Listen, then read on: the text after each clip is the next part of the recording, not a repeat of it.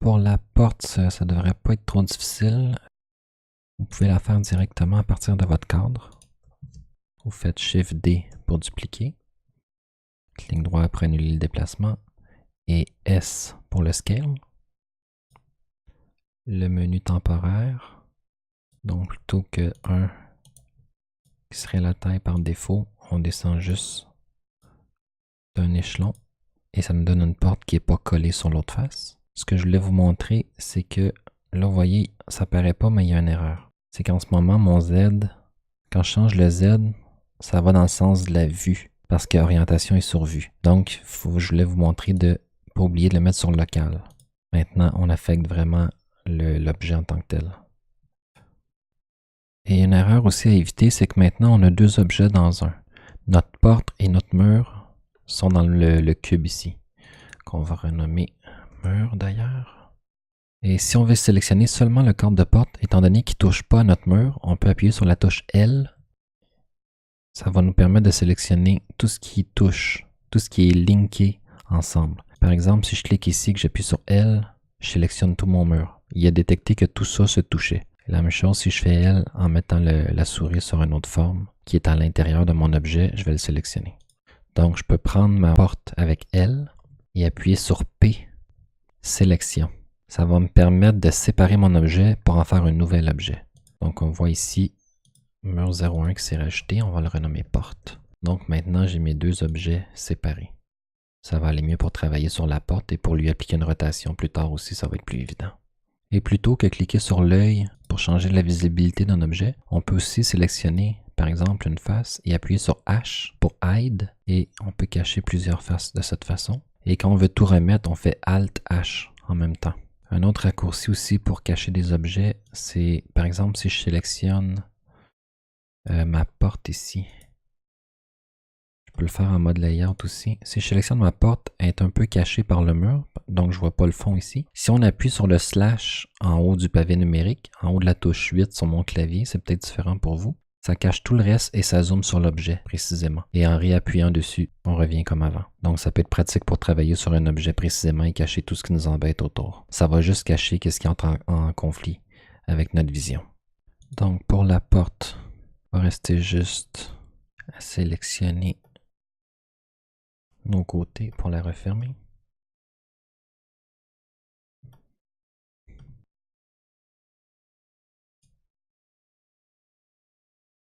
Je vais vous montrer en même temps comment faire une poignée de porte. On va rajouter pour ça un add-on.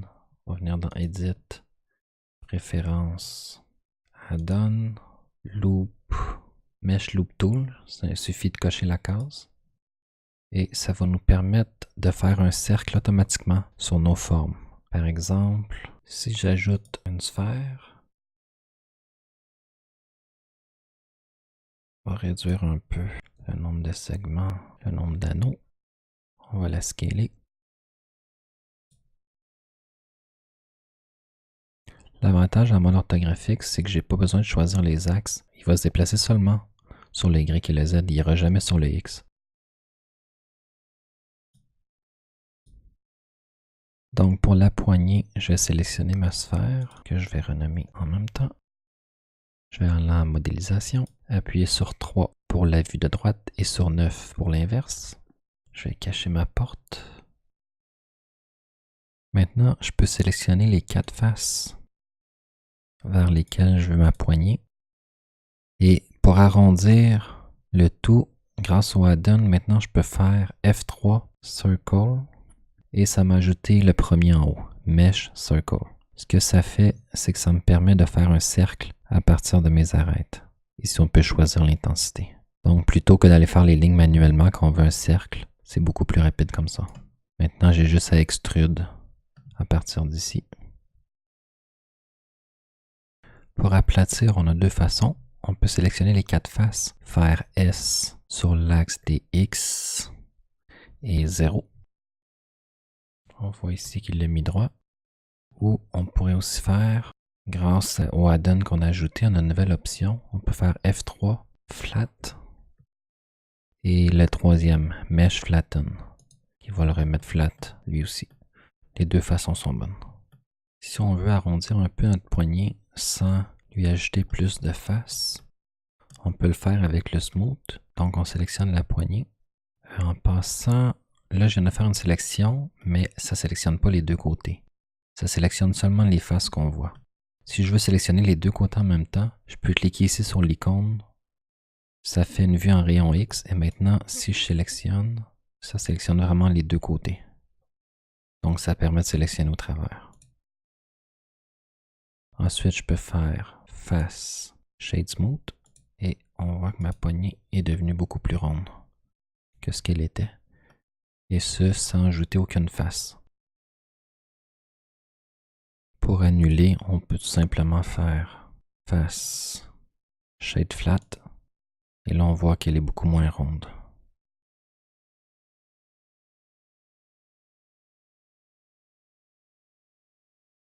Tant qu'à avoir une porte déjà prête, je vais en profiter pour vous montrer comment on s'y prendrait pour l'animer. Donc la première étape, ça va être de changer son centre de rotation. Parce qu'en ce moment, si je fais une rotation sur ma porte, on voit qu'elle tourne par rapport à mon curseur ici. Nous, on veut qu'elle tourne par rapport à son côté gauche. En fait, c'est pas par rapport au curseur qu'elle tourne. C'est par rapport à son centre. Son centre de gravité est resté au centre du mur. Parce que quand on a fait P, il faisait partie du mur, donc il ne l'a pas changé pour le mettre au centre de lui-même. Donc il va falloir changer son point d'origine. Souvent, à chaque fois qu'on fait P pour séparer un objet d'un autre, la première chose à faire, c'est de faire ça, c'est de remettre son point d'origine à son centre. On peut le faire en sélectionnant l'objet, Objet, Set Origin, et on peut le mettre Origin to Center directement. On voit que le point est revenu au milieu. Donc maintenant, si je fais une rotation, il va tourner par rapport à son centre. Pour le mettre à gauche, on va en modélisation. Et maintenant, je peux sélectionner le côté gauche et faire Shift plus S, Cursor to Selected, qui va amener mon curseur 3D directement au centre de la ligne que j'ai sélectionnée.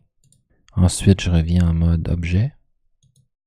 Je fais Objet, Set Origin, Origin to 3D Cursor, qui va amener mon origine directement sur mon curseur 3D. Maintenant, si je fais une rotation sur l'axe des Z, on voit que, étant donné que l'origine est à gauche, il va tourner par rapport à la gauche.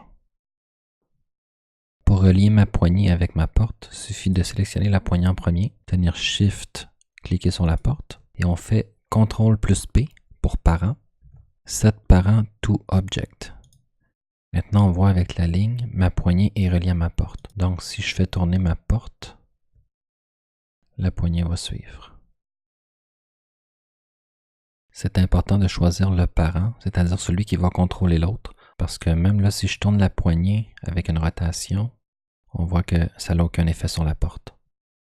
C'est vraiment la porte qui contrôle l'enfant. Donc, elle est le parent. Pour empêcher notre porte de passer au travers, on peut lui mettre ce qu'on appelle une contrainte. Donc, on vient ici sur l'icône contrainte. On lui ajoute une contrainte par rapport à sa rotation. Donc, limite rotation. On veut la limiter sur l'axe des Z de moins 170 degrés jusqu'à 0 degrés et limiter le X et le Y de 0 à 0. Donc, on ne pourra pas faire de rotation sur ces axes-là. Maintenant, si je fais une rotation sur le Z, on voit que 170, je ne peux pas aller plus loin. Et je ne peux pas aller dans l'autre direction. On a mis une contrainte. Une autre chose intéressante qu'on pourrait faire, plutôt que d'avoir à cliquer sur R et Z pour faire notre rotation, on pourrait se faire un petit pointeur qu'en déplaçant de gauche à droite, va arriver au même résultat. Donc ça va être plus facile. Quand on a des animations complexes, souvent c'est ce qu'on fait. On va mettre un qui va gérer la main, la bouche, les yeux, etc. Donc je vais vous montrer comment faire en même temps. Tout d'abord, on crée notre objet vide, un empty plane axe, qui est simplement un point. On va venir le placer plus bas. Et on va le relier à notre porte à l'aide d'une contrainte. C'est important de toujours mettre la contrainte sur l'objet qu'on veut faire bouger grâce à un autre. Donc, on sélectionne l'objet qu'on veut faire bouger et on lui ajoute une contrainte de transformation. Ici, on dit que la cible, ça va être l'objet vide. Donc, nous, ce qu'on veut, c'est que la source de notre déplacement soit dirigée par notre objet vide ici. Donc, la source, ça va être la location sur l'axe des Y de notre objet vide. Donc, on va le faire bouger. Là, il est à -2, donc de -2 à 0. Et ce que ça va faire, c'est que ça va appliquer notre rotation sur l'axe des Z. Donc, on veut que le Y touche au Z. Donc, Y va modifier le Z.